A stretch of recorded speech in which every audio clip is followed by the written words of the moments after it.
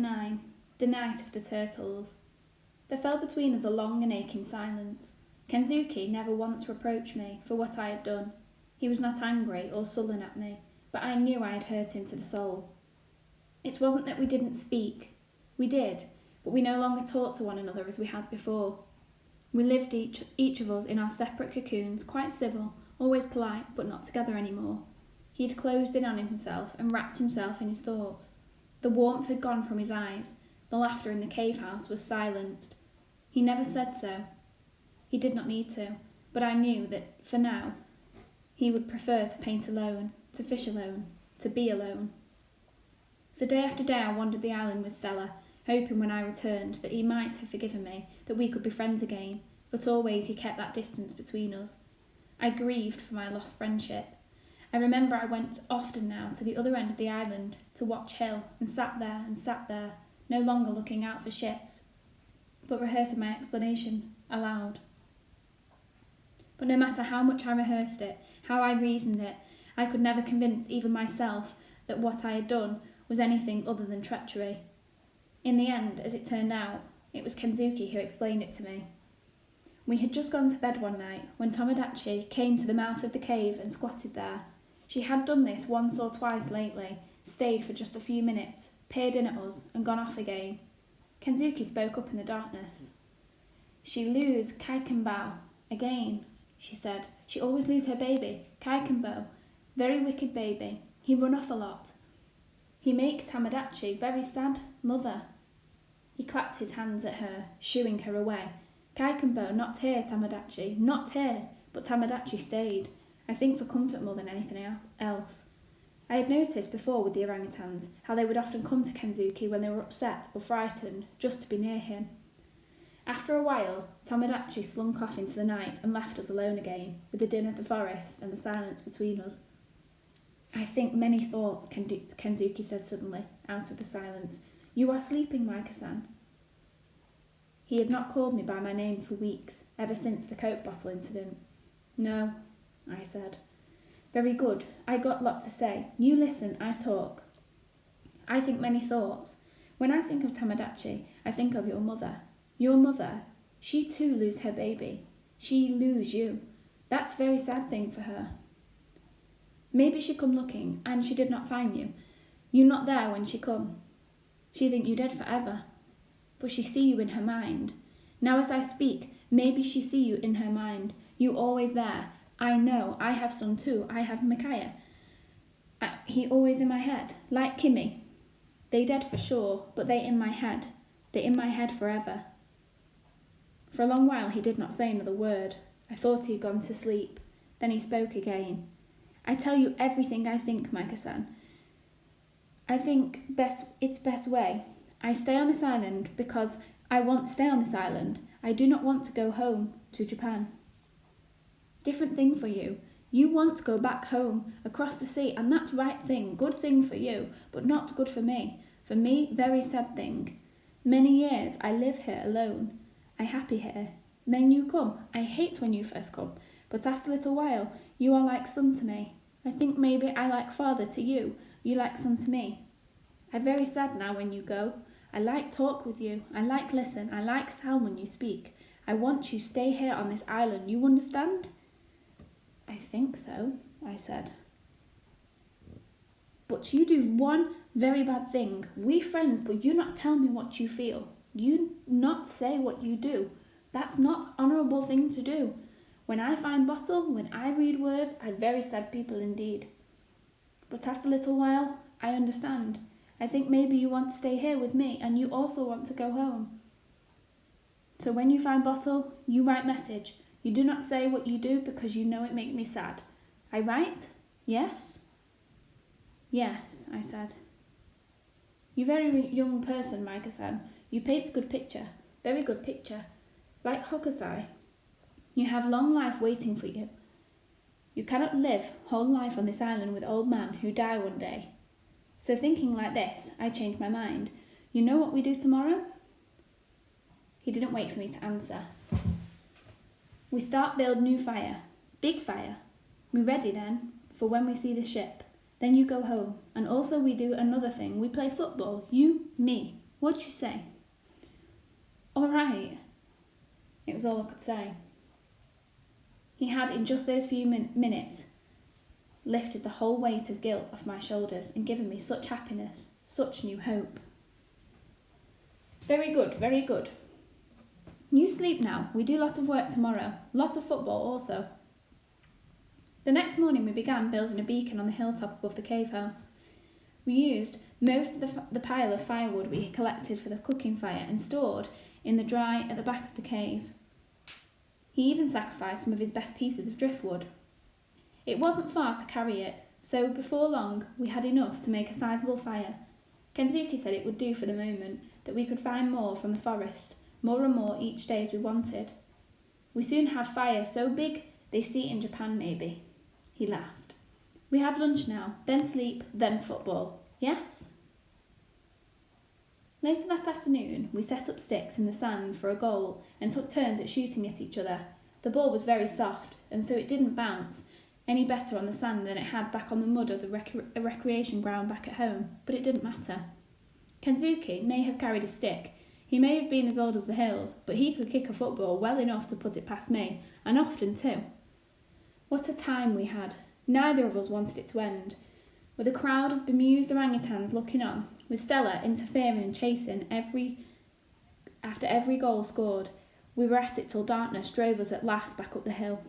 We were both too tired to do more than have a long drink of water, eat a banana or two, and go to our sleeping mats. It was after our reconciliation that I began to know Kensuke better than I'd ever known him before. His English became more and more fluent, and he clearly loved to speak it now. For some reason, he was always more happy to talk while we were out fishing than his outrigger. We did not go out that often, only when the fishing was so poor in the shallows that we needed to catch big fish for smoking and keeping. Once at sea, the stories simply flowed. He talked a great deal of his childhood in Japan, of his twin sister, and how the worst thing he'd ever done was to push her out of a tree in their garden, how she'd broken her arm, how when he painted that cherry tree it always reminded him of her. But she too had been in Nagasaki when the bomb fell. I remember he even told me the address of where he lived when he was studying in London, number 22, Clanricarde Gardens. I have never forgotten it. Once he had gone to watch Chelsea playing football, and afterwards he'd sat astride a lion in Trafalgar Square and been ticked off by a policeman. But it was Kimmy and Micaiah he talked of most, about how he wished he could have seen Micaiah grow up. Micaiah, he said, would have been nearly 50 by now if the bomb hadn't fallen on Nagasaki, and Kimmy would be exactly the same age as he was, 75. I rarely interrupted him when he was like this, but once, to comfort him, I did say, bombs don't kill everyone. They could still be alive. You never know. You could find out. You could go home. He looked at me then as if it was the first time such a possibility had ever occurred to him in all those years. Why not? I went on. When we see a ship and we light the fire and they come and fetch me, you could come too. You could go back to Japan. You don't have to stay here. He thought about it for some time, but then shook his head. No, he said. They are dead. That bomb was very big bomb. Very terrible bomb. Americans say Nagasaki is destroyed every house. I hear them. My family dead for sure. I stay here. I safe here. I stay on my island. Day after day we piled more and more wood on the beacon. It was massive now, bigger than anyone I had ever built before on Watch Hill. Every morning now, before he went down to the pool to wash, Kensuke would send me up to the top of the hill with his binoculars.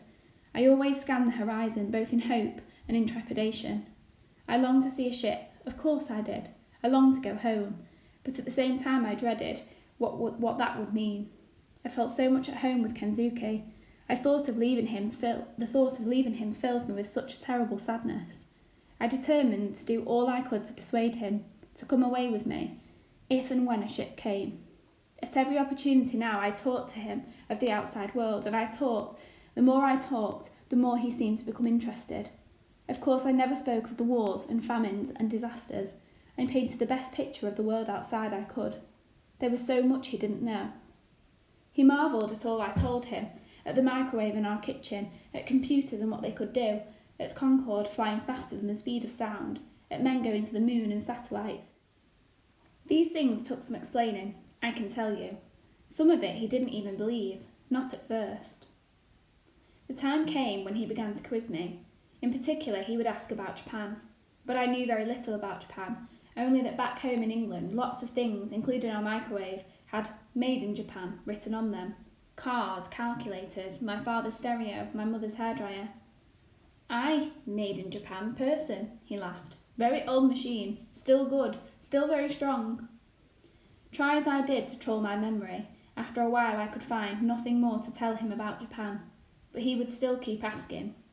"You sure there's no war in Japan these days?" I was fairly certain there wasn't, and said so. "They build up Nagasaki again after bomb?" I told him they had, and hoped I was right. All I could do was reassure him as best as I could, and then tell him the same few things I did know about over and over again. He seemed to love to hear it, like a child listening to a favourite fairy story. Once, after I'd finished expounding yet again on the amazing sound quality of my father's brilliant Sony stereo that made the whole house vibrate, he said very quietly, "Maybe one day before I die I go back to my home. One day I go back to Japan. Maybe." I wasn't sure he meant it, but it did mean that he was at least considering it, and that gave me some cause for hope. It wasn't until the night of the turtles, though, that I came to believe Kensuke was really serious about it. I was fast asleep when he woke me. "You come, Maga-san! Very quickly, you come!" he said. "What for?" I asked him, but he was already gone. I ran out after him into the moonlight and caught him halfway down the track. "What are we doing? Where are we going? Is it a boat?" "Very soon, you see, very soon." Stella stayed at my heels all the way to the beach. She never liked going out in the dark very much. I looked around. There was nothing there. The beach looked completely deserted. The waves lapped listlessly. The moon rode on the clouds, and the world fell still about me as if I was holding its breath. I did not see what was happening until Kensuke suddenly fell on his knees in the sand. "They're very small. Sometimes they are not so strong. Sometimes in the morning birds come and eat them." And then I saw it. I thought it was a crab at first. It wasn't. It was a minuscule turtle, tinier than a terrapin, clambering out of a hole in the sand and then beetling off down the beach towards the sea. Then another, and further down the beach, dozens of them, hundreds I could see now, maybe thousands, all scuttling across the moonlit sand into the sea. Everywhere the beach was alive with them. Stella was nosing at one, so I warned her off. She yawned and looked innocently up at the moon. I saw that one of them was on its back at the bottom of the hole, legs kicking frantically. Kensuke reached down, picked it up gently, and set it on its feet in the sand.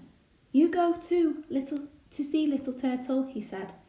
"You live out there now. You soon be fine big turtle, and then one day you come back and see me maybe." He sat back on his haunches to watch him scuttle off. "You know what they do, Micah? Mother turtles, they lay eggs in this place. Then one night time every year, always when moon is high, little turtles are born. Long way to go to sea. Very many die, so I always stay. I help them. I chase birds away, so they not eat baby turtles. Many years from now, when turtles are big, they come back. They lay eggs again. True story, Micah-san." All night long, we kept our vigil over the mass birth as the infant turtles made their run for it. We patrolled together, reaching into every hole we found to see if there were any left, stuck or stranded. We found several too weak to make the journey and carried them down into the sea ourselves. The sea seemed to revive them. Away they went, no swimming lessons needed. We turned dozens the right way up and shepherded them safely into the sea. When dawn came and the birds came down to scavenge, we were there to drive them off. Stella chased and barked after them, and we ran at them, shrieking, waving, hurling stones. We were not entirely successful, but most of the turtles made it down into the sea. But even here, they were still not entirely safe. In spite of all our desperate efforts, a few were plucked up out of the water by the birds and carried off. By noon it was all over. Kensuke was tired, as we stood ankle deep in the water, watching the very last of them swim away. He put his arm on my shoulder. "They're very small turtles, Micah-san, but they're very brave. They're braver than me. They do not know what they find out there, What happened to them? But they go anyway. Very brave. Maybe they teach me good lesson. I make up my mind. When one day ship come and we light fire and they find us, then I go. Like turtles, I go. I go with you. I go home to Japan. Maybe I find Kimi. Maybe I find Mikia. I find truth. I go with you, Micah-san.